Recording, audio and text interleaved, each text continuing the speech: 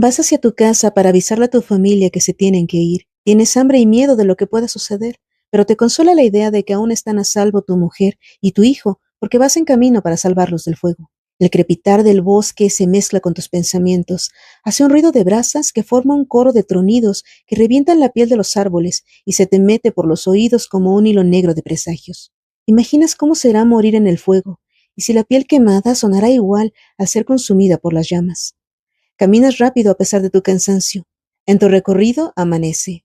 Estás por llegar a casa. Quieres ver la cara de tu hijo y recordarte que algunas cosas merecen la pena. Antes de abrir la puerta, escuchas algo que parece un quejido, pero no lo es. Sientes el estómago revuelto.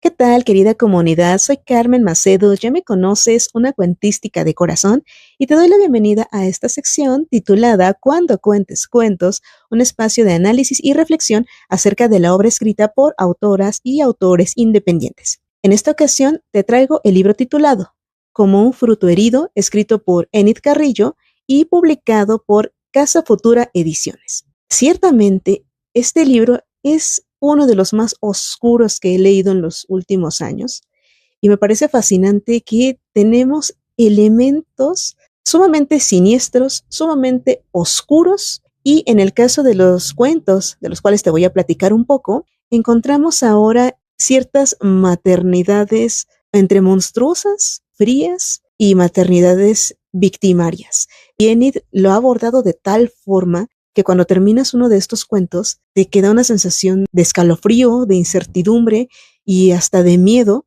porque encontramos personajes que son capaces de todo, algo fuera del convencionalismo o del estereotipo de las madres abnegadas, en una imagen que se ha estado destruyendo en los últimos años.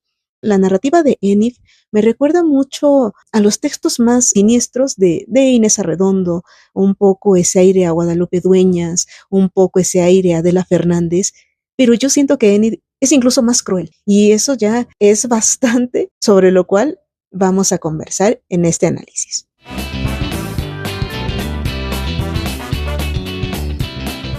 Uno de los primeros cuentos que aparece en esta antología, que ha sido dividida en 4 secciones y cada una de ellas está alimentada por ciertos textos, lleva por título Un oficio generoso. Y a mí me parece sumamente interesante la premisa de esta historia, porque nos está hablando de un grupo de mujeres que viven en un entorno un tanto rural, fuera de lo urbanizado, y su trabajo es ser plañideras. Pero aquí no estamos hablando de las típicas plañideras que acuden a un funeral y empiezan a llorar también para amenizar un tanto el ambiente, también para hacer que las personas asistentes a un sepelio se sientan con la libertad de desahogar sus sentimientos, sino que también estos llantos muchas veces eran un tipo de ofrenda o una muestra de respeto hacia la persona que ha partido. Pero en este caso lo que hace Enid es que eso lo lleva al territorio de lo fantástico, de lo siniestro, de lo terrorífico también.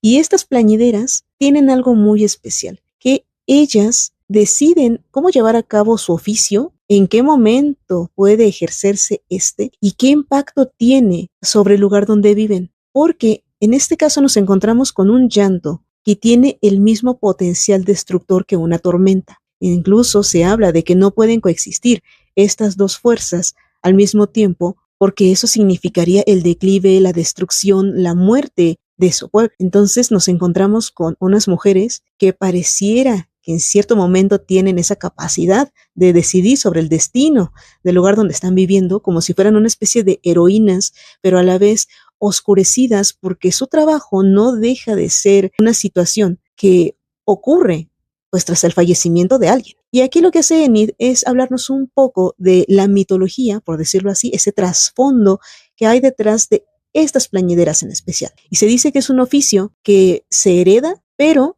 que las niñas son capaces de llorar en los funerales después de que han tenido su primera menstruación. Y entonces hablamos de que antes de eso, las niñas no tienen la fortaleza física ni en este caso orgánica, biológica, de soportar el impacto que su llanto va a ejercer en este espacio en el cual se está celebrando el funeral de alguien. Y se cuenta también que anteriormente ya lo habían intentado con una niña mucho más pequeña que todavía no menstruaba y que la fuerza dentro de su interior, aquella que produce un llanto equiparable al de una tormenta, fue más fuerte que ella y la destrozó. Entonces nos encontramos ahora con una situación bastante terrorífica, pero necesaria para conservar el orden de la naturaleza y de las fuerzas que se llevan a cabo en este pueblo. Y nos encontramos a unas plañideras que ya son mayores, están pensando cómo va a cambiar la situación de la herencia de este poder cuando una de ellas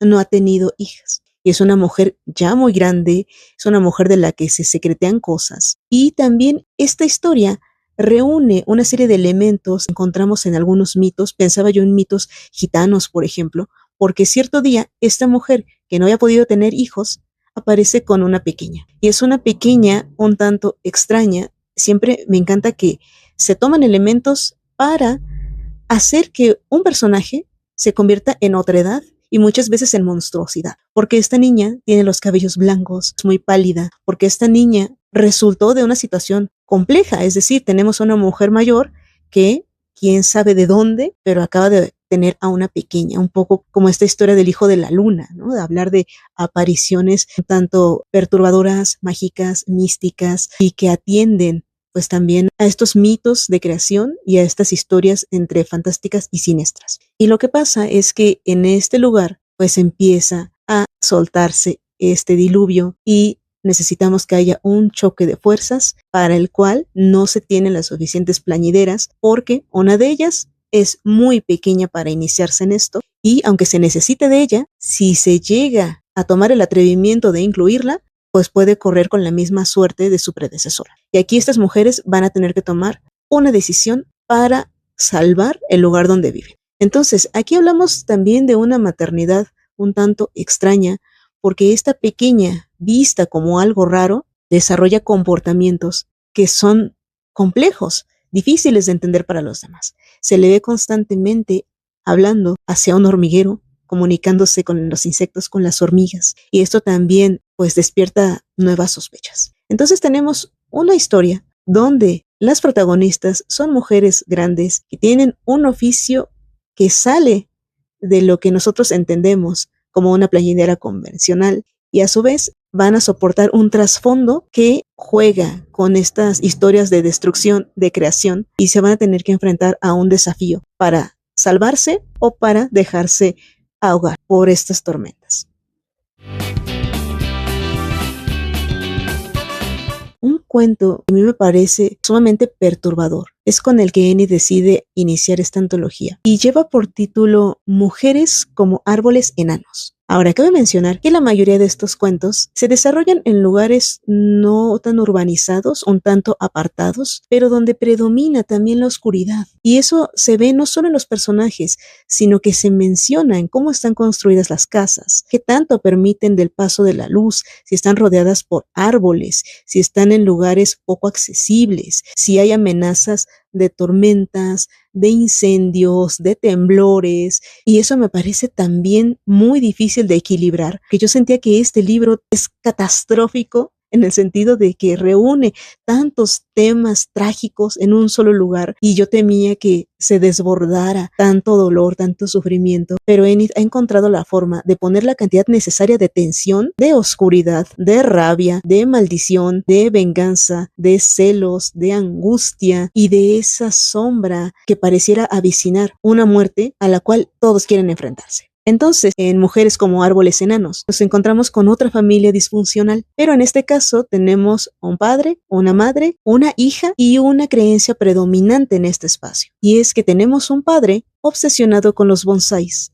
porque él tiene el razonamiento de que a las mujeres, al igual que a los árboles, se les debe podar constantemente para evitar que se desborden, que crezcan de más. Nos encontramos con una protagonista que otra vez hablamos de alguien muy, muy joven, esta hija que ve cómo su padre tiene tal control en su familia que pareciera que tanto ella como su madre son parte de su colección y por eso el hombre necesita tenerlas perfectamente podadas, limitadas para que cumplan pues con lo que a él le parece una fascinación. Tenemos a una protagonista a la cual su madre le dice encarecidamente, ojalá no crezcas, ojalá te quedes así pequeña, como también pareciera compartir esta creencia del padre, pero la madre se lo dice por unos motivos totalmente diferentes, porque como una niña, pues ella todavía tiene un poco la capacidad de protegerla, pero a partir de que se vuelven adultas, ya salen dentro de la vigilancia de la familia, ya las fuerzas que quieren acercarse a una mujer adulta, que quieren tomar a una mujer adulta, van mucho más allá de lo que una madre podría procurar. Y entonces esta hija empieza a temer el desarrollo de su cuerpo. Y cuando se da cuenta de que esto es inevitable, tiene la corazonada de que su padre podría empezar a verla de una forma diferente. Y ante esta angustia, decide que no va a ser un árbol y que no quiere dejarse cortar ni limitar por nadie. Y a partir de esto va a venir un encuentro entre dos fuerzas y como lectores estaremos a la espera de saber qué puede suceder. ¿Qué surge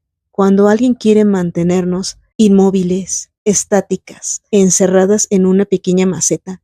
Cuando no se desea que extendamos ramas, que florezcamos, que echemos retoños, que nos reproduzcamos. Este asunto de querer tener encerradas a los integrantes de la familia, pues también es un tema que se ha visto muchas veces en cuanto a prolongar cierto grado de pureza para consumo familiar.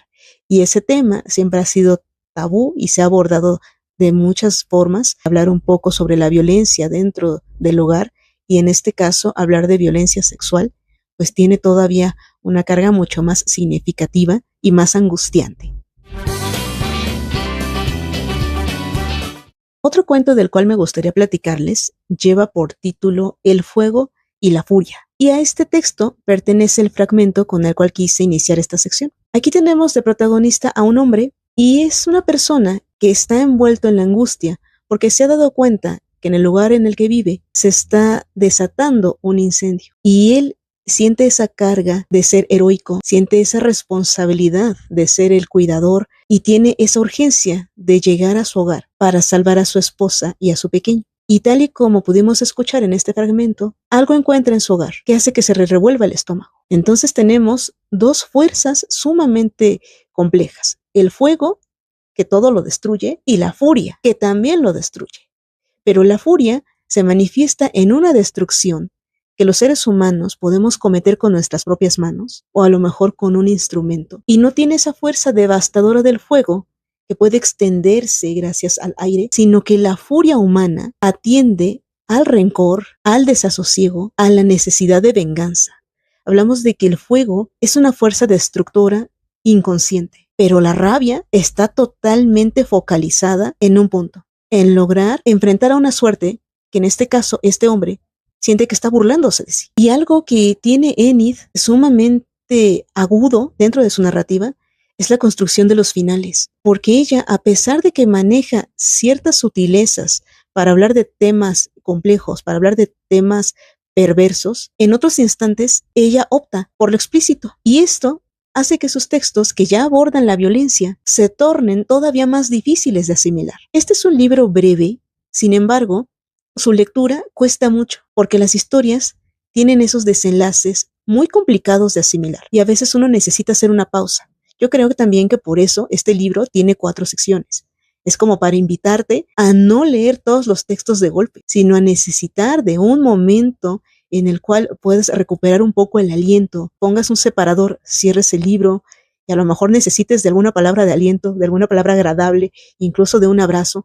Depende también como lector con qué personaje te estás reflejando. En El fuego y la furia se maneja también otras formas de vivir el ser madre y esto significa que de acuerdo con las elecciones que tomamos, va a haber unas consecuencias iguales o mucho más grandes y vale la pena especular qué va a suceder con estos personajes después del desenlace. El último cuento del cual me gustaría platicarles es el que da el nombre a esta antología y es Como un fruto herido. Aquí también tenemos esta maternidad tormentosa y me parece sumamente atinado cómo, a pesar de que ciertos elementos pudieran parecer reiterativos dentro de este libro, lo cierto es que cada uno es abordado de una forma única, de acuerdo con las necesidades de los personajes, del desarrollo de cada uno de sus caracteres diferentes y también de acuerdo con el tipo de desenlace que Enid quiere darle a estas historias. Aquí tenemos a una mujer joven que se deja deslumbrar por los aparentes encantos de un hombre en una situación de poder, en una posición, digamos, superior a ella, y con quien decide tener una familia que en cierta forma pareciera incluso un secuestro de lo que ella conoce como su normalidad. No es ese final feliz que las personas pudieran augurar respecto al matrimonio, sino que ella intenta establecer ciertas condiciones para que esta situación no sea del todo desagradable. Y aquí es donde aparecen estos pequeños canarios. Se emplean como un instrumento que pudiera motivar la vena creativa de la personaje protagónica, y esos canarios forman parte de la cubierta del libro. De hecho, este libro representa un poco un bodegón, porque aquí hay ciertos elementos que nos remiten a la pintura. Aquí están los frutos heridos, aquí hay unos canarios que tienen unos alfileres en sus cuerpos, y también está el bonsái del cuento Mujeres como árboles enanos. Y aquí tenemos a esta mujer que se siente encerrada en esta promesa de una vida con un esposo, con una hija, y también, como hemos estado viendo a lo largo de los otros cuentos, ¿qué sucede cuando tenemos a un personaje que se encuentra atrapado en lo que debiera ser su experiencia de vida? Debe tomar decisiones, quedarse, liberarse, y para liberarse, ¿qué necesita hacer? Así que, además de hablar de esta maternidad pesadillesca, también tenemos heridas muy profundas en cada una de las psiques de los personajes. Ellos están heridos, al igual que el fruto que cae de la rama al suelo y se estropea. También me parece que la representación de la venganza, de la desesperación, del duelo, del abuso, del hartazgo y de la culpa son elementos que Enid representa muy bien en estas historias, y que a mí me parece como una invitación a plasmar todo aquello que uno como creador desea contar sin temor de una censura, de una visión un tanto limitada, porque aquí hay situaciones muy fuertes y aquí hay muchos desenlaces que pudieran resultar polémicos, incómodos de leer, pero cada uno está perfectamente pensado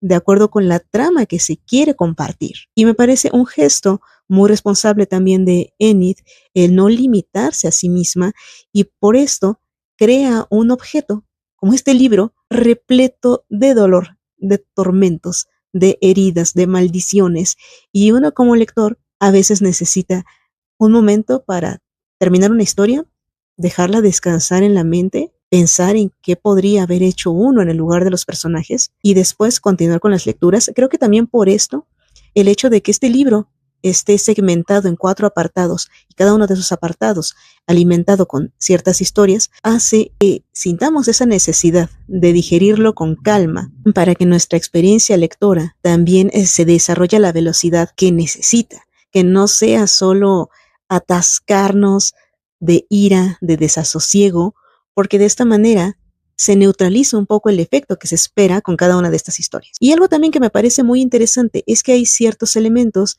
que pasan de lo siniestro al terror psicológico, también hay un poco de body horror, también hay por supuesto fantasía, pareciera también fantasía oscura, y que haya textos tan diferentes hace que un escritor sea mucho más versátil. Y Enid no considera que estos cuentos necesariamente tengan ese trasfondo de tristeza, de amargura, sino que responden a las necesidades en las cuales se desenvuelven los contextos establecidos para cada uno de los cuentos. Y el hecho de reconocer las necesidades también narrativas respecto a cómo presentamos a los personajes, el ritmo de la narración, qué tiempo vamos a elegir, qué detalles vamos a hacer sutiles y cuáles tienen que ser explícitos también para potenciar el efecto o para dar esa sensación de sorpresa al terminar una historia y decir no me esperaba para nada que fuera a concluir de esta forma.